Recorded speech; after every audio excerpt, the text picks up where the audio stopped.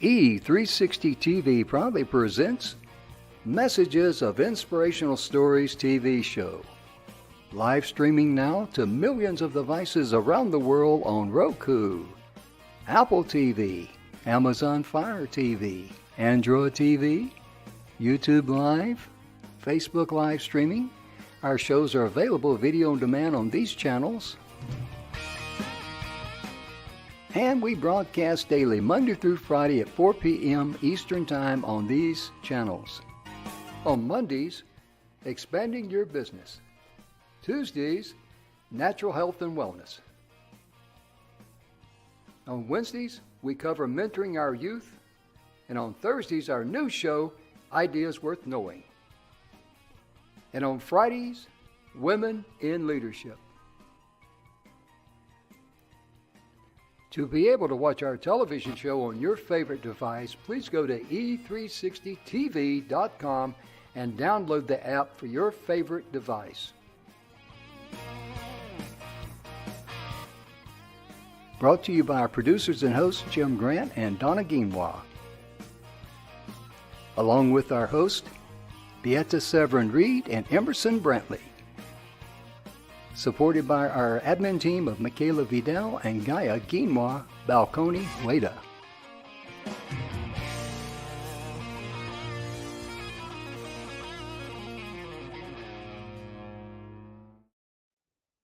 And welcome to the show, ladies and gentlemen. The Messages of Inspirational Stories is proudly brought to you today by the good guys at the 6minutewebinar.com.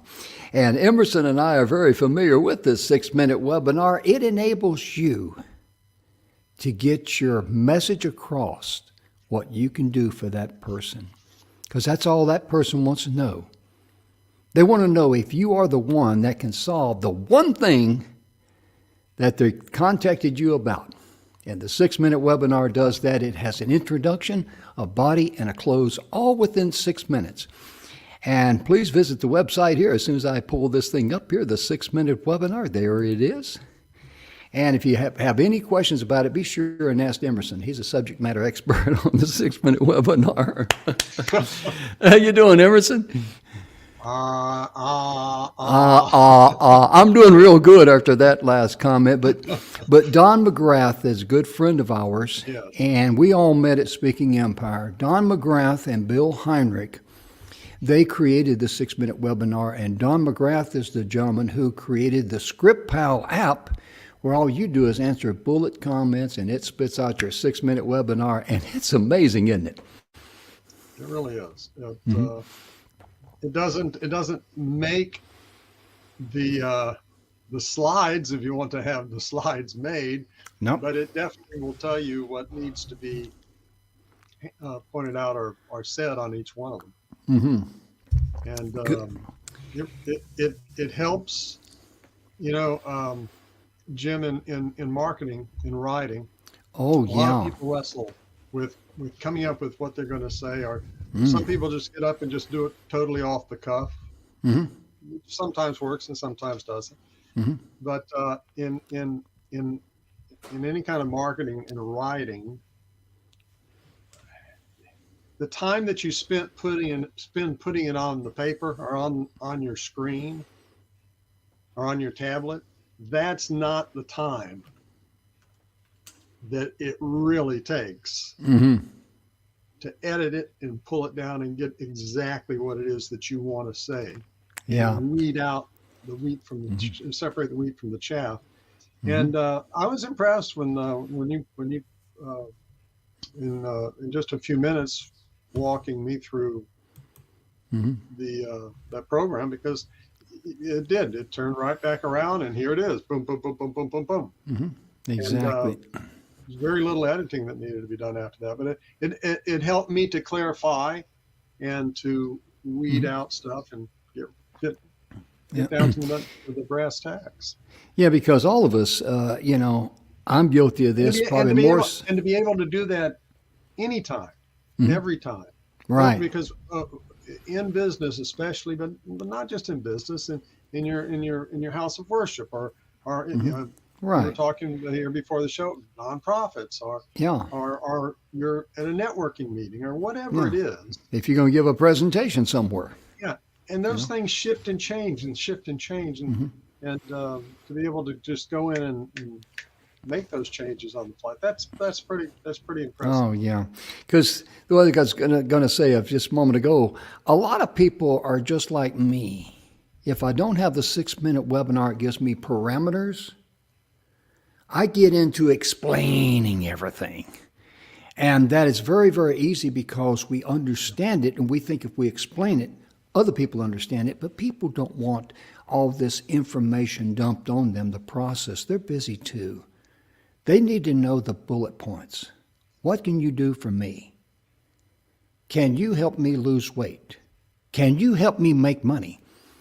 Can you help me, build an email list? Yes, I have a We're program. not. This isn't pitching it. I don't get anything one way or the other. If somebody decides that any of you watching decide that you like it, but it's a decent program, and it just happened. We were talking about it before the show with Oh our yeah, guest with our today. guest. That's right. Yeah, we sure were. So we got a little wound up about it. We're excited about it. So the main thing we want to share with you today is some information about mentoring our youth. This is our program for today. And we have to mentor our youth because if we do not mentor them, and when I speak youth, I'm not talking about just age. I'm talking about mentally in between the ears, because there's some areas that I need to be mentored on too. And I'm 75 years of age. But my point being, it's important for all of us to share information with others. Yes. That's how we grow in society. That's how we become a blessing to others. And one thing I really love about life, and I've seen this many times in my life, is that every time I've went out of my way, if I want to call that out of my way, anytime that I've did something a little extra to bless someone, it always comes back, doesn't it, Emerson? Yep. It really does. And, I'm gonna. we got to get on to our guest here, but That's what I was going to say. I'm going to invite the guest here to the show. You and I met in the class that I was instructing different CEOs of companies. This client would fly them in from around the world, and they had me work with them, whatever kind of company they had, and give their people training in the marketing. But every single time, to your point, Jim, every single time, every single class or training that I did, I learned new things myself about marketing that I've been doing my entire life. Oh, But yeah. I learned new things, new ways to phrase it, new clarity on why things worked certain ways. So when you mentor, as my mother used to say, the teacher learns as much from the student as the student learns from the teacher. Amen. That's very true. I learned that when I was an instructor in the military, a certified instructor for 12 years in the United States Army. But let's get our guest on here. He's a young fellow. Well, we kept him waiting long enough. Yeah, he's probably Back about in the ready to green head out the room. back door. And welcome to the show, my man. How you doing? I did that wrong. How's There it we going, go. Jim and Emerson? Hello, Good to see you Joshua. guys again. Good Good to morning. have you back. You were on our show a week or so ago, a couple of weeks ago, whatever, and you were invited by Vinny Chopra, a good friend of ours, and Vinny's overseas, and there was so much information that we were not able to get from you because between Emerson likes to talk, and Vinny likes to talk, and everybody knows I don't like to talk. we ate up too much time.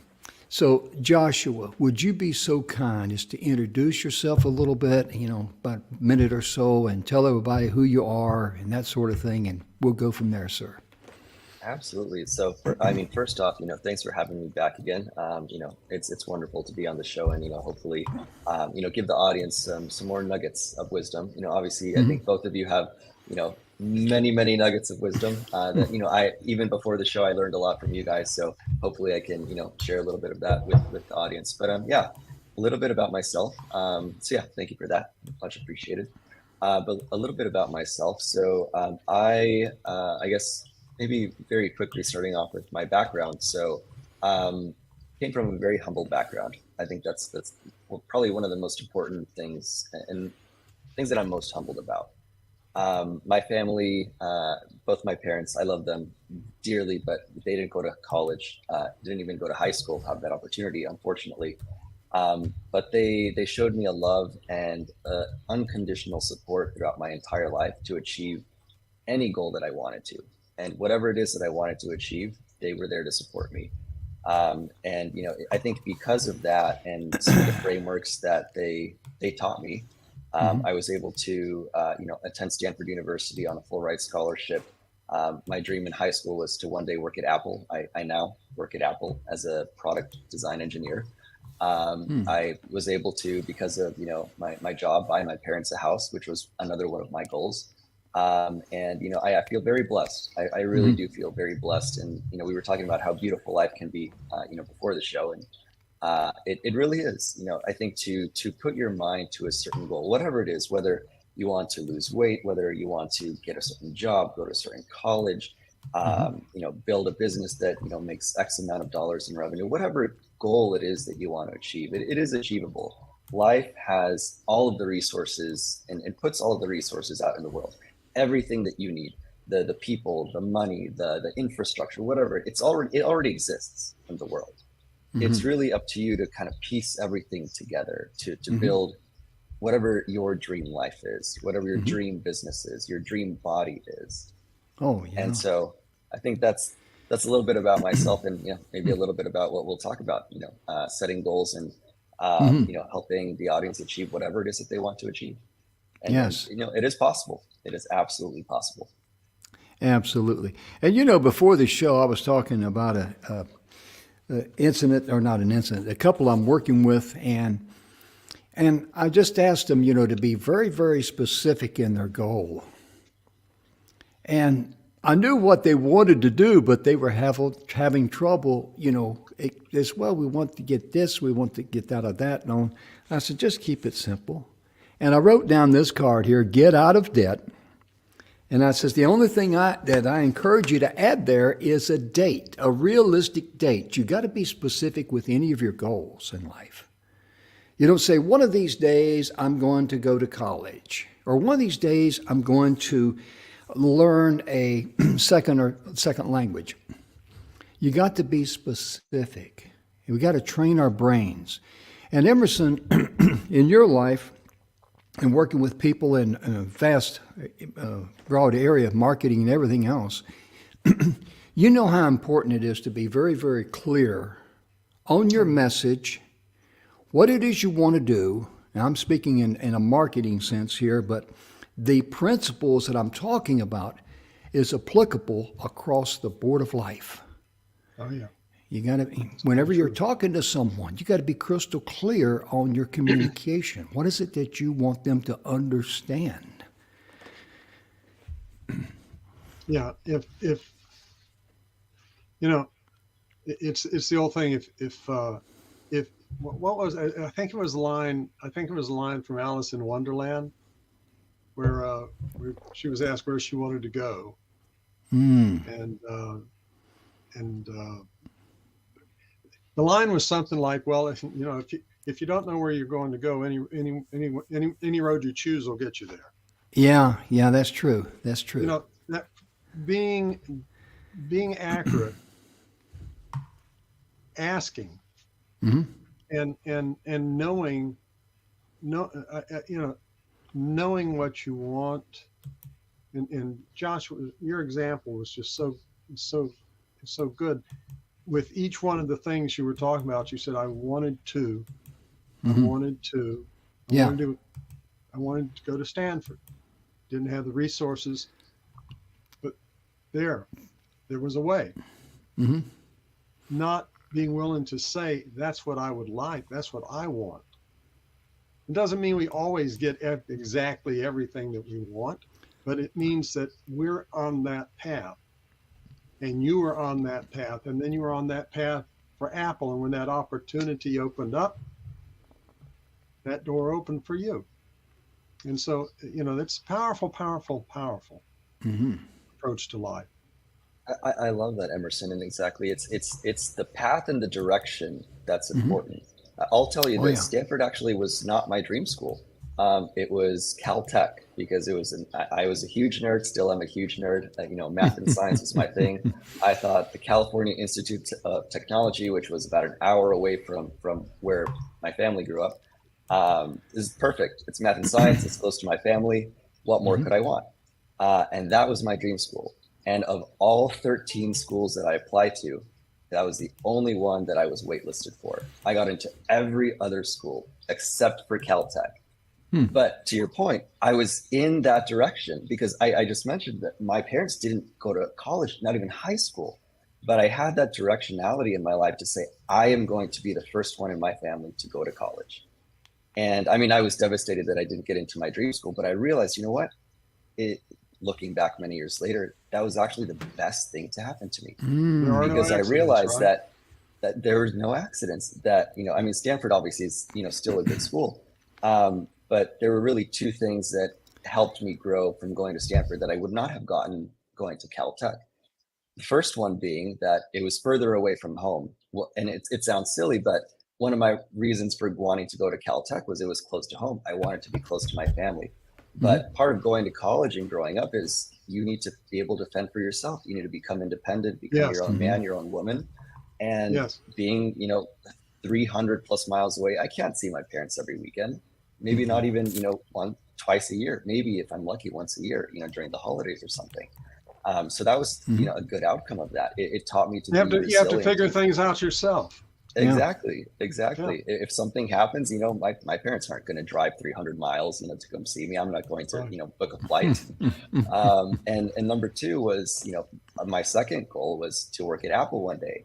And Stanford is a 15-minute drive Apple is a 15-minute drive from Stanford's campus. So it just kind of worked out. I had that directionality. I didn't get into my dream school, but even with Apple, it was not my first job out of college. It wasn't even my second job out of college. It was my third job. But I still had that directionality. I was working towards that to one day when the opportunity presented itself. And it actually ended up being, for the two jobs I had prior, I applied to them. And yet for Apple, they came to me. And so, and that was just such a powerful moment for me, because it made me realize, because of, and Emerson, I love what you just mentioned, because of that directionality, my life opened up to accept that opportunity. That's important. Yes. That's important. Yeah. It's and for those of you who are watching, when we talk about,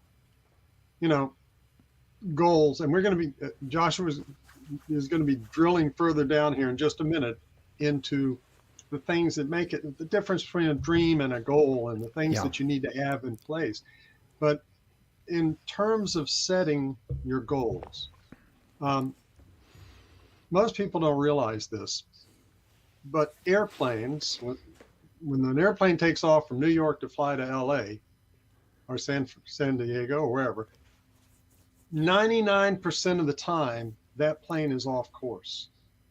Oh yeah. And the pilot or the autopilot is constantly adapting and adjusting along the way, because there are things that come up. But they had it down and programmed in that they were going to go to LA. And even though the course is adjusted along the way, they reach their destination, they reach their goal. And it's getting in your head that path, and also being open to the shifts and changes along the way that will get you along that path.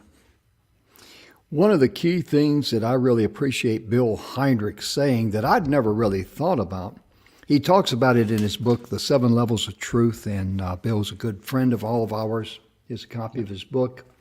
And he talks about, no matter where you are right now, it's the perfect place for you.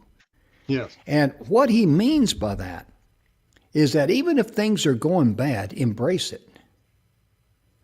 Because in Bill's world, and he points it out very well, and the way the universe is, there's only two emotions, there's love and there's fear. Everything else can be headed underneath that. It really can. And if something is worrying you, Bill says, have the courage to say, come here, worry. I'm going to love you and I'm going to embrace you. Because if you love it, it does not own you. But if you let it worry you, you become its slave. So, but the point being, in a nutshell, is that wherever you are right now, if you're in a hard place, if you're struggling with something, it's okay. Embrace it. Because that's, you may be off course right now as he talked about the airplane, but you're going to be back on course and you're going to make the corrections as you go down the pathway of life. And that's the important thing, to remain focused. And Joshua, in your life, I imagine you had disappointments and setbacks and things that you go like, okay, what do I do here or something? And I'm using the 10,000 foot level there, but could you share, how you deal with things like that when things like that pop up? I love it. So as part of actually our nonprofit, I run a nonprofit as well on the side, and I've actually been interviewing students for a scholarship recently. And one of the questions that we ask them is, and it's funny to ask this of a student in an interview for a scholarship, one of the questions being, what will you do if you don't get the scholarship? And, then we follow up and ask them, well, what will you do with the money if you do get the scholarship? Yeah. And, they give their answer and, to That's answer your brilliant. question. That's to brilliant. answer You your make question, them think. Yeah. Yeah. yeah. And it's a learning opportunity, not just for us as the interviewers, but for the student themselves. Well, yeah, what will I do if I don't get this scholarship, Yeah. if I experience that kind of a setback? And, they'll answer anything from, well, I'll keep trying, or I'll apply to another scholarship, or, I'll get a job during the summer, or, and they come up with very creative solutions. But to answer your question, when I was in their shoes, I don't even remember how long ago high school was for me, but a long time ago, I applied to many scholarships as well. And I didn't get every single one. I didn't get, half of them, maybe not even a quarter of them. But exactly how the students answered it, I just kept trying. If I didn't get one, I just applied for another one. If I got that one, great. It gave me motivation to keep going. And I applied for another one and another one and another one. And that's true for any goal that you want to achieve. Whether you want to lose weight, it's okay. Well, let me change my diet. Maybe not do a completely, different diet and change everything because it's not going to be sustainable, but just change one little thing. Change one thing this week, change another thing the next week and next month. And over the course of over the long term, you will reap the benefit of those small changes. And I think that's part of, for me, I think a three-step framework. The first one is having really intense visualization of whatever goal you want to achieve. And the second one being, you need to have really deep motivation. Like, why are you doing this? Who are you doing this for? Why? And then number is exactly your why. And then the third one, like I touched on, is having that consistent execution. And it doesn't need to be big things. It's just little things that you do every single day. Oh, yeah. That, if you grow 1% every single day at the end of a year, it's kind of like money and investing. It's over the course of a year, it's not 365%. It's exponential. It's much more than that. But it's because you just do 1% thing every day. What I love about what you said, imagine those students when they come in, of all the questions they thought they could be asked and all the answers they got to come up with, and you asked them, what would you do if you don't get this? Really the body language from them tells you a lot too, doesn't it? Oh, absolutely. Yeah. It really does. And you can see kind of the shock and the surprise because they don't expect that question, right? You go into an interview expecting to get the job, to get the scholarship, to get into the college or whatever it is. You don't expect someone to ask you, oh yeah, you're not. What would happen if you don't get this? Oh yeah, I remember one time in business when I had my manufacturing business, there was a guy that came in and he wanted me to work with him and build a mold and make these products and all that. And there was just something about him. He was too smooth for me. And so, I was sitting there talking to him, it was about fifth or sixth time he'd come to see me, and I think, okay, now we're out of the talking stage, we're in the doing stage. And I figured I'd ask him one question, and I wasn't going to even listen to his answer. I was going to look at his body language. And that one question was this: I was all excited. And I says, hey, wow, I'm really excited to get going. Can I ask you a question? He said, yeah, sure. And this guy's sitting there. He's got this gold chain around his neck. He's got this shirt unbuttoned about 2 buttons, and he's got these white shoes on with no socks and, jeans. And I'm going like, that's the way he came dressed that day. And I said, I'm really excited about getting going. Me too. I says, can I ask you a question? He says, yeah, sure. And I looked at him, I says, how do you pay your bills? His body language told me 100%. He went, oh, well, that made him very, very nervous. So I knew then. I just told him, I said, well, to get this project going, we require half down, and the other half will be due when the project's finished. Oh, okay, well, I need to get back with you on that. And I never heard from him again. But the whole time, he was trying to put me together with cheap glue to do something for free. And I tell people, I've bought all the experience I need in this lifetime. But last time you got... you know what? Go ahead. I'd really love it, Joshua, if you drill down a little bit. Mm-hmm. Yeah. On the 3 things and share with our audience about how you address them, the visualization and the motivation and staying consistent. Oh, absolutely. So I think visualization, and I think we all do this to a certain degree, whether it's, vision boards or what have you, maybe you have a dream car or a dream college or a dream job. And, I do that also, ever since I was a kid on, my binders where, I was going to school, I one day, I wanted to have, go to college, and I would have pictures of colleges, in my binder, so every day I took my binder out of my backpack and I would see colleges, and it put me into that framework of this is what's going to be a reality for me in the future. And it was kind of a time-based goal too, because, well, what do you do after high school? You go to college. So it's not like, 10 or 20 years down the line. I have 4 years now to make this happen. So I need to get on that path. But I think a little thing that I do differently is I try to experience my goals before I experience them. And let me explain what I mean by that. So when I was in high school, I would go to tours to all of my top colleges, and I would ask my parents, because obviously I didn't have a car back then, can you drive me to this school? I want to be on this campus and picture myself as a student studying here, going from classroom to classroom to the cafeteria, and really sit in that experience before I even had it, before I even achieved it. And that's been true for every single goal that I've had in my life. This kind of, I'll go into the second, the motivation aspect in a second, but it's experiencing it and making myself realize that this is and can be a reality, because I'm in this moment right now. Even well before I had a job, when Tesla came out with the Model S in, I don't remember, 2012 or something like that. Again, because my parents didn't have that much money, but I told them one day I want to own a Tesla. And my father's response immediately was, that's a car for rich people. Like we're not rich. and I said, I know, Dad, but who do you think I want to become? It's not about who we are right now. It's about who we're working to become. There you go. And I took my parents to, and of course my dad was kicking and screaming the whole time. I took them to a Tesla store and I said, let's just sit in the car. We're not going to go into the dealership to buy the car. Let's just sit in the car and picture and experience what it would be like to own this car. And same thing for when I wanted to work at Apple.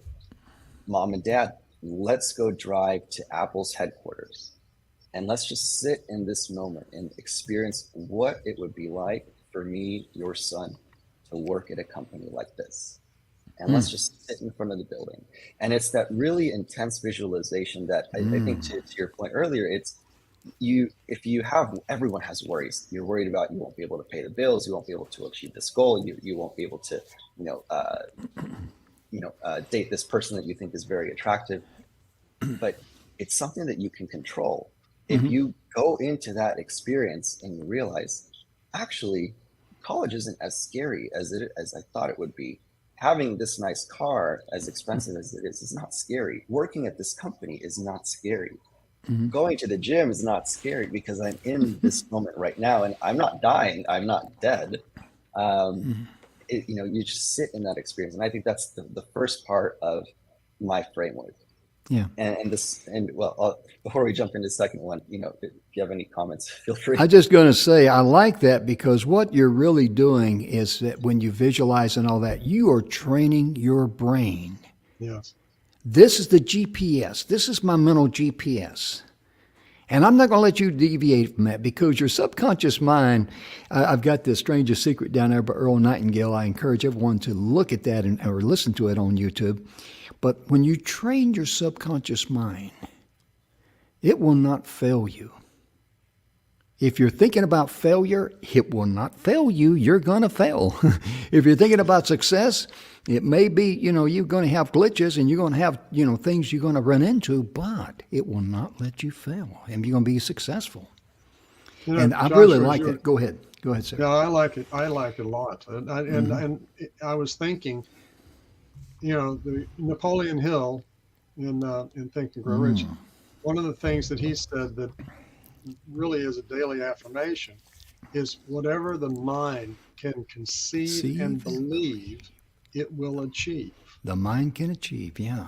And the thing is, and I've had similar conversations with people over the years, and I encourage everybody viewing to listen to what Joshua was saying.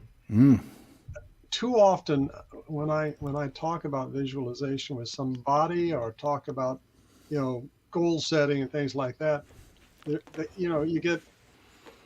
I'll get an eye roll and that's a bunch of hooey. I know what I want. I don't need to do all of this stuff. But it does not work that way. Our mind is working 24 hours a day. 7 days a week, 365 days a year, when you're asleep and when you're awake. And when you're doing the things Joshua was saying, you're telling your mind, this is reality. This is the thing that I'm wanting. This is the reality that I'm believing in. And your subconscious mind keeps on reminding you of that and begins looking to find a way. And when that way opens up, because your mind is believing, what the mind can conceive and believe, when the opportunity opens up, you see that opportunity and you are in that mind enough to go for it. There you go. And the way you described every step of that, that's exactly how it works, isn't it? Oh, yeah. Exactly. Nothing changed in my life or the things that came into my life. It's just how I reacted to things in my environment that, like you mentioned, consciously I had this vision, of XYZ goal. But subconsciously, I would see an opportunity that would, just come in, into my life. And I would see that as a way to get me to the next thing, to the next thing, to the next thing, to the next thing. And it wasn't just, one day I wake up and, there's my letter from Stanford, there's my job offer from Apple. That's not how it happened. It was, here's this email for this event that, there's going to be someone speaking about scholarships or colleges, or here's this event where someone is going to be talking about interning in China for the company that makes parts for Apple, it's looking at these opportunities and framing it as, is this something that will get me closer to my goal? Yes or no. If the answer is yes, then take it. If it's no, then leave it out of your life and make room for the yeses. But don't spend your time on opportunities that aren't going to help you get to that key goal that you have for yourself. You behind you on the wall. Yeah, that's where I was going. Okay. Go ahead, sir. Behind you on the wall are some physical examples of how you've applied this in your life. Could you tell our audience a little bit about that? Oh, sure thing. So this is actually something that I've recently started doing, having positive affirmations in my life. So I talked about visualization in terms of, having pictures of, colleges or cars or, job on, on my binder.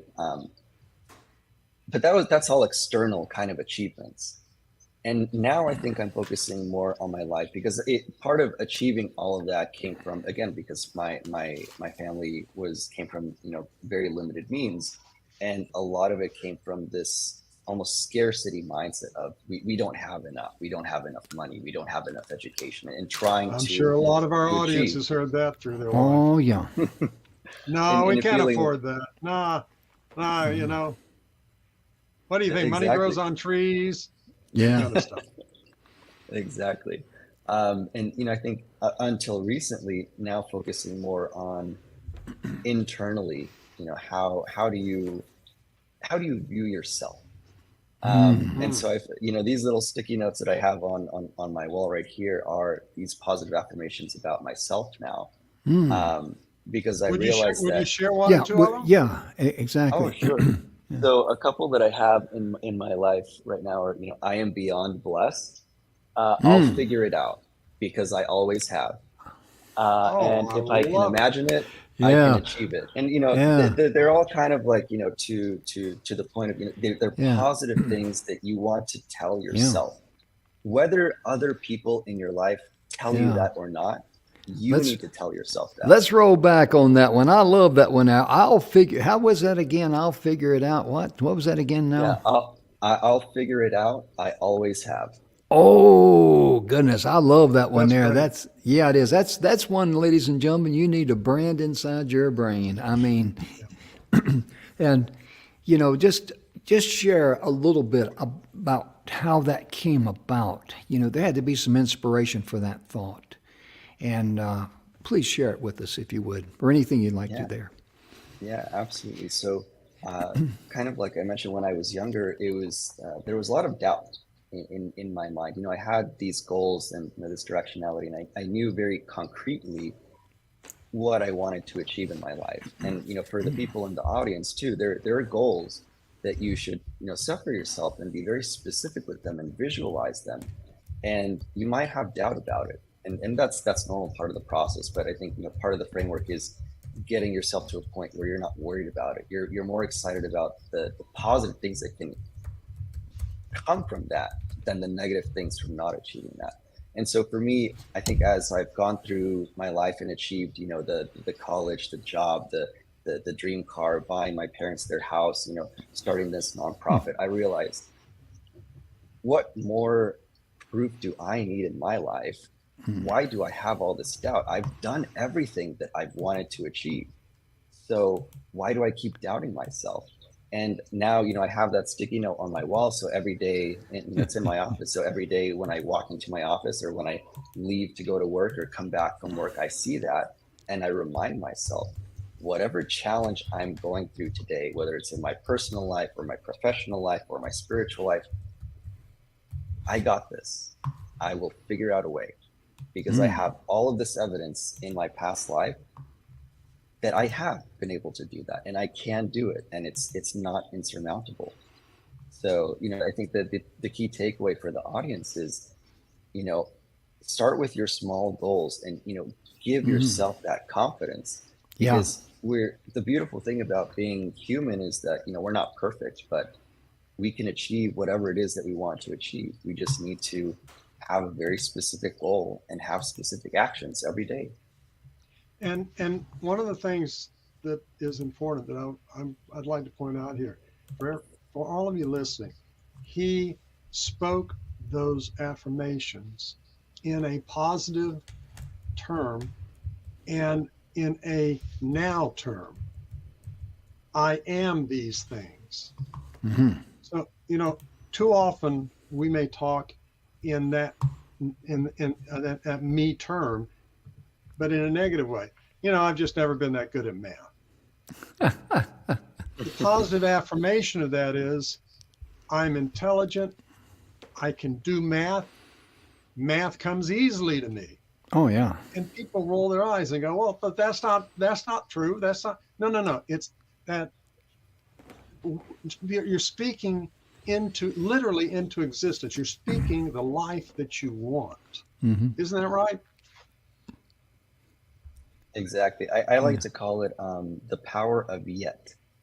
If you're going to say something negative, don't say I'm not rich. Just say I'm not rich yet. There you go. Or to your point, I will be rich, or I am rich, because you're already rich just by waking up. And, we were talking about this a couple of weeks with Vinny. I wake up every day and I think I'm rich. Yeah. I have 2 hands that can help me do my work. I have 2 feet that can help me walk to work. I have 2 eyes that can let me see everything. I am so rich right now. And all I did was wake up. Oh, yeah. I could wake up in a shack and I would feel rich. Also, too, if you notice there on the marquee, ladies and gentlemen, I got Joshua's email address. And also it says Joshua's famous quote, I'll figure it out. I always have. And that's kind of paraphrasing a little bit, but that's what we need to hear. And the thing that I really like about what you're saying there is the fact that you're thankful for the things that you have. Yeah. And since I had my heart attack a couple of years ago, I'm closing on my 2-year, what they call a heart anniversary. I'm not into that stuff, but anyway, it made me appreciate when I wake up in the morning to be thankful for the heartbeat in my veins. Imagine that. And the breath in my lungs, because these are the things that money cannot buy.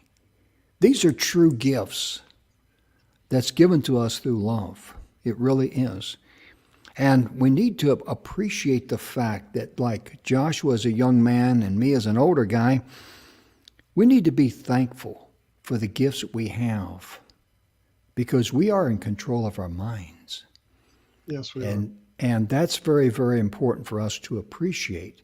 And Joshua, I really appreciate what you said there about being thankful when you wake up in the morning. Yeah. I mean, it's kind of like the humorous story I heard about the husband and wife. They were going to the marriage counselor, and the marriage counselor was interviewing them or talking to them at the different times. And the guy asked the wife, he says, let me ask you a question, and don't get upset at me, but did you wake up grumpy this morning? And she said, no, I let him sleep.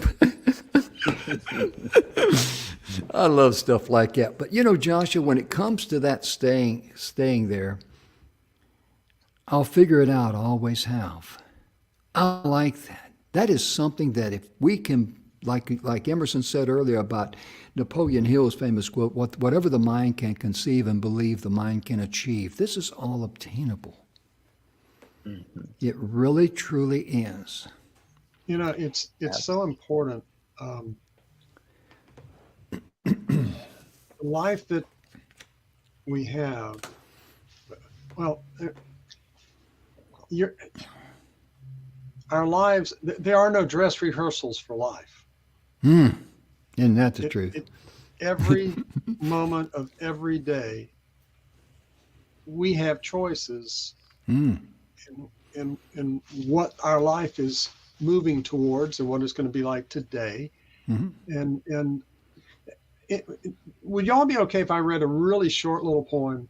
Sure, go right ahead. Absolutely. Yeah, absolutely. But it really speaks to this. Mm-hmm.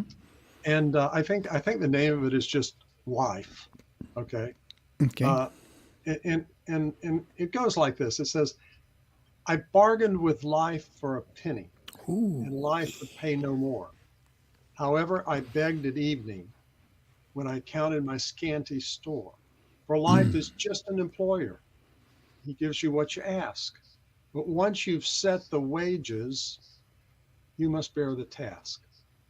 I worked for a menial's hire, only to learn dismayed that any wage I had asked of life would have willingly paid. I think everybody understands. We're not just talking about paycheck wages here. Yeah. We're talking about exactly what Joshua has been talking about, and Jim as well. Oh, and that's, when we're setting goals, when we're turning out, everybody has dreams, but when you start putting it down and speaking it, and then moving toward it and staying positive about it, that changes everything. It changes them into goals, and now moving in a direction. Now, the third thing that Joshua mentioned was, we mentioned visualizing it. Okay, that's the believing and conceiving it. That is my life. That's the life that I'm working towards. And the motivational part of it. And the third thing that Joshua mentioned is so important. And Josh, I'm turning that one over to you. Yeah, so I want to touch a little bit more on the second one. The motivation is, Go ahead. Okay. You'll notice in all of those stories that of me going with my parents to the colleges, to the Tesla store, to Apple. It wasn't me going by myself. I always brought my parents, even before I bought a house for them. I would bring my parents and let's go tour some houses. So my parents are my biggest motivation. They are my why, because again, they sacrificed so much for me when I was younger, and me being an only child, I felt like it would be so disrespectful for me not to do everything that I could achieve in my life to show that I'm grateful for everything that they've sacrificed in their lives. So that's why every dream that I've achieved, it's not just let me put myself and visualize myself in it. It's let me visualize myself with my motivating factors, my parents. And I'll go out on a limb here, and I would venture to say, just as you said, that probably works very, very powerful on your subconscious mind, because your subconscious mind says, we can't fail now because we got mom and dad here, we're going to be in tea rubble, But I'll guarantee you, I'm not a subject matter expert on that, but that just made the impression on me. That probably helps the subconscious mind get more cemented and committed to the cause. That's a great. There's a certain amount of accountability there too. Yeah. You're not just doing this by yourself. You're putting it out there, and your mind doesn't want to stumble and screw that up and miss the mark and everything else. You're holding yourself accountable when you did that. Right. So it's about having that internal motivation of I'm doing this for myself, but also external motivation of other people are counting on me to do this. If I can't fail, if I fail myself, then that's not a big deal. But if I fail other people, I can't let that happen. These people and are counting on me. That carries forward to your work, whether you're in a big corporation like Joshua is, or it's a small company. Yeah, the principle's the same. People who depend on you, your family, and others around you. Yeah. It's just one thing kept coming to my mind is you reap what you sow in life, and if a farmer wants to have an abundant crop at the end of the growing season, he's got 300 acres. Why would he only plant 1 acre and expect an abundant crop? And there's a lot of people have that attitude in life, because you got to be able to get committed. You got to be able to, get invested in yourself and get invested in others. That's when you create a lifestyle. We hear a lot about creating a legacy. I personally don't care about a legacy myself. I really don't. Because I just want to be known as a guy who was a friend who did the best he could. And this is important, ladies and gentlemen. We all make mistakes. Love yourself enough to forgive yourself. Don't carry that burden. Dump that at the trash where it belongs and let it go. Because if you keep carrying it and it's in praise in the back of your mind, you are its slave. Yeah, it's very true. And that's one thing that I've talked about, it's on another broadcast I was invited. I talked about, don't let your mind enslave you. Your worries, if you worry about them, they own you. No matter what it is. But if you love the worries, say, come here, I'm going to solve your problem, and I'm going to let you go afterwards. Then you're no longer its slave. Because your subconscious mind can enslave you if you let it. And Joshua, your affirmations there you got on the wall, those little stickers there, I like those because that also, Emerson, you've talked in other shows about how important it is to write things down. Oh, yeah. And we do a lot of things on our phones. We have notes in there and stuff, and no sticky notes or anything. Otherwise, you wouldn't be able to see your screen. But my point being, Emerson, you explained it so well. I don't know if you can do it on the spur of the moment, but when you write something down, there's just something about the pencil or the pen, the pad, and connecting to the brain. It's just You're getting the textual with your fingers, with your hands, and you get more of that actually by writing it than trying to do it on a tablet or on a keyboard. There you go. But when you write it, you get the textual feeling.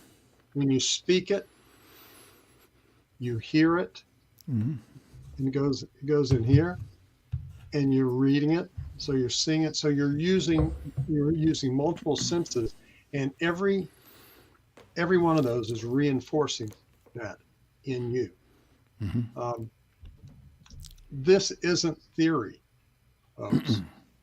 I mean, they have spent decades studying how the brain works.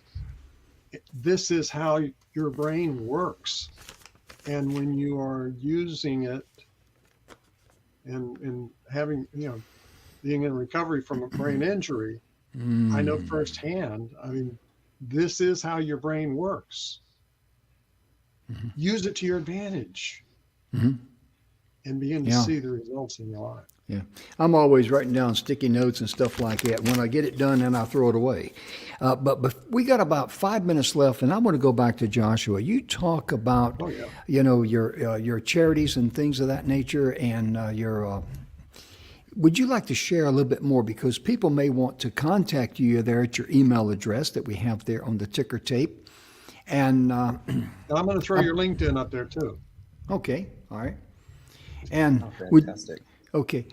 Share with someone out there who says, hey, what type of a program does he have? I mean, share that with us if you would, sir.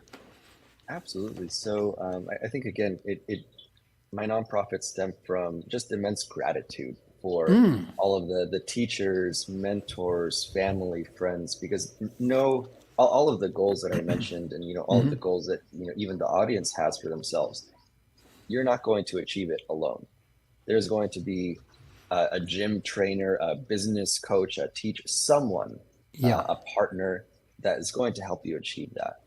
And so when I started working at Microsoft in my first job out of college, I thought, now, I'm blessed. I have a job and I achieved what I wanted to achieve, which was working in tech, and graduated, from college.